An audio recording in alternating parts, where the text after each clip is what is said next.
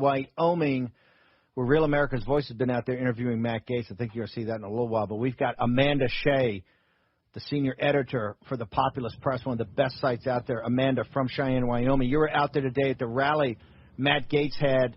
Ocean Andrews, a young delegate out there in Wyoming, helped put this on. Tell us about it today. How enthusiastic this anti-Liz Cheney, the holding Liz Cheney accountable for her leading the impeachment movement against President Trump. It really seemed like everybody that lives in Wyoming showed up today. There was an enormous amount of people that were here. The entire Capitol was filled with fans of Trump's, and the MAGA movement was alive and strong, and everybody was just on fire for Matt Gaetz' speech.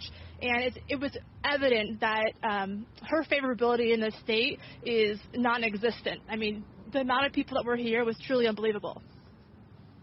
What is the general tenor of the people? Remember, she just won. You know, President Trump, I think, won by 40 points with 70% of the vote. She just won re-election as the sole congressman for the state. She turned down running for the Senate to stay in the House. She's part of House leadership. I think she's she's head of the conference, number 3 person in leadership. What was the tone of the people? What did you hear? What did they have to say? And what are their attitudes towards Liz Cheney? Well, they don't feel like she's a true Wyoming person from Wyoming. She doesn't even live here. She lives in Virginia. They don't feel like that she represents them. They don't feel like they have anything in common with her. She's bought and paid for with special interests, and these are hardworking, true American people, American patriots, and they don't feel that she is for them. They feel like she's for the establishment. It's the establishment versus the rest of the people of this country, and she's just an established a member of the establishment, and they feel really let down by her, and they don't want to have her representing their state. Amanda, they've voted. These counties are voting to censure her. Some are actually voting to censure and to have her resign. There's going to be, I think, a conference on the February 6th. I think they're going to invite her back to make her case about why she shouldn't be censured by them and why she should not resign. What is the attitude towards the people, towards this concept of resignation? Did you see today out there at this rally that they're looking for more than just a censure? There was a ton of signs that said impeach her, and they wanted to, turn the tables on her. They don't want her. I believe that it sounded like the censure was going to be. Everybody's for the censure. It sounds like it's going to go through. And what's amazing about that is it shows that it's still the power of the people. So many conservatives feel like they've lost their voice and that it's been taken from them. We've been silenced, and it felt today here that whole movement's still very much alive and well. And they feel like by censuring her, that they're taking the power back that they feel has been taken from them. Last thing, you're the editor, one of the senior editors at Populist Press, which is one of my favorite sites. It's so great to have the viewpoints and the attitudes of our great western states, and really what is instead of everything being located on the East Coast around Washington and New York, etc. You're a breath of fresh air. Tell us about Populist Press. Tell us what are you guys doing? What are you trying to accomplish? How are you trying to put Drudge out of business? Well, at Populist.press, we are the populist movement. We represent the people. We represent populism and honest journalism that can't be silenced. We're our very own platform, and we're growing. We're getting 1 million views a day. We're our own platform. They can't deplatform us. They can't censor us. We're 100%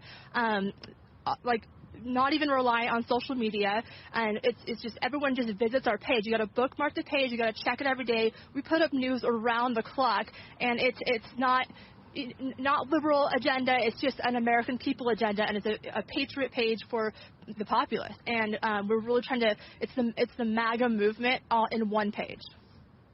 Amanda Shea, senior editor of the Populist Press. She's in Cheyenne, Wyoming, reporting on the Matt Gaetz rally today. You're going to see more of that at Real American News. Amanda, thank you so much. Before we turn to Catherine O'Neill, Amanda, thank you so much. Thank you. I want to turn to Jack Posobiec. This thing on this is a populist revolt against Wall Street. The first one that's really happened since someone like William Jennings Bryan gave us the Cross of Gold speech, right? Yes. Back in the 19th century. What news you got to report today?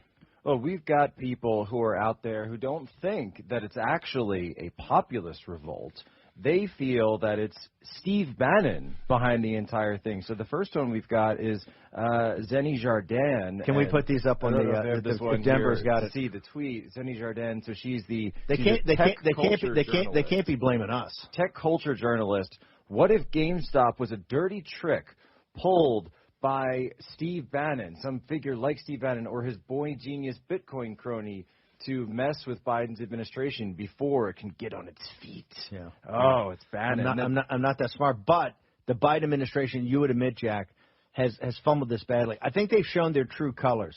They're neoliberal neocons, and they protect the elites. They had 24 hours. They had 24 hours from when Jen Psaki came out yesterday, as they were monitoring the situation, to come up with some kind of meaningful response. They clearly see where the public is on this. They clearly see what's going on. They came out today. They had no response. They asked her about Janet Yellen and her payments from Citadel. She acted like she didn't even know about that. Where's your staffing, Jen? Jen, you got to fire your staffers on that one. You got to get rid of them, and you got to get a serious answer in there. Now Gasparino's out there saying that the SEC is going to go after the little people. This is supposed to be Joe from Scranton, not Joe from Wall Street. They did that to chill. They did that to put a chill through people that want to join in here and start to get involved here, right? Oh, of course. They're saying, hey, we're going to investigate you. You're going to have fines. You're going to have jail time.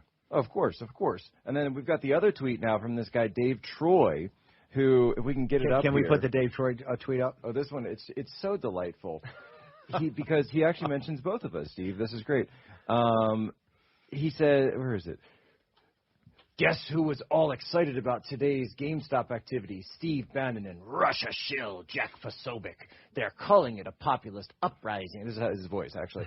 They're calling it a populist uprising against Wall Street. That's cool. Just leftists. Steve Bannon and Russia shills cheerleading the same stuff. It happens, ...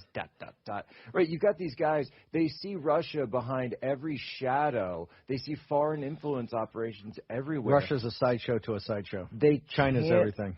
Possibly believe that there are people in this country that are acting out of their own agency and their own interest, that want to stand up for themselves, that want to make hey, I speak as an older millennial in this, man.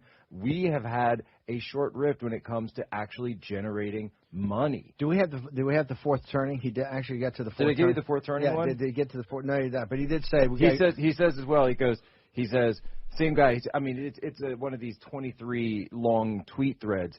If you're not familiar with Bannon's obsession on the fourth turning, he still believes that we are overdue for global collapse and that the right events can trigger it. He failed to do so in government. It is likely to try economic angles next. This guy's paying attention. Fourth turning. He's got your number there. You're in the middle of a fourth turning. Dave, thanks for being here. Go in the live chat, Dave. We want to hear more from you. Okay, I want to go back to Cheyenne, Wyoming. We've got Catherine O'Neill. Catherine is important. Catherine is one of the few people, I think it's only a handful, on the 16 campaign. She was in the administration or the State Department. She then worked at the White House, and then she worked on the 20 campaign. I think she worked back in the transition, too. Catherine O'Neill. Catherine, you're out in Cheyenne. Give us a sense. We only got 2 minutes. We're going to hold you over the break. Give us a sense of how it was today with Matt Gaetz, the firebrand out there, taking on Liz Cheney. Hey, Steve, thanks so much for having me on. It's so great to be out here in Wyoming. As a fifth-generation landover out here, I am just appalled by the way that Liz Cheney has been representing the people of Wyoming. And there was so much energy today. I mean, people still love this president, President Trump, and they are so sick of people like Liz Cheney from the Uniparty pretending to represent them. So it was just really a breath of fresh air to be out here. Here's the question. We've talked to these people in Wyoming. We've got about a minute. They said she never got in touch with them beforehand, and she hasn't gotten in touch with them afterwards. How is that sitting with the folks in Wyoming? You know, it's funny. I was spending some time out on my friend's ranch about 30 miles south of Gillette, Wyoming, and I was slinging hay bales with them on their farm. And they were like, you know what? I don't think Liz Cheney has ever fed a cow in her life.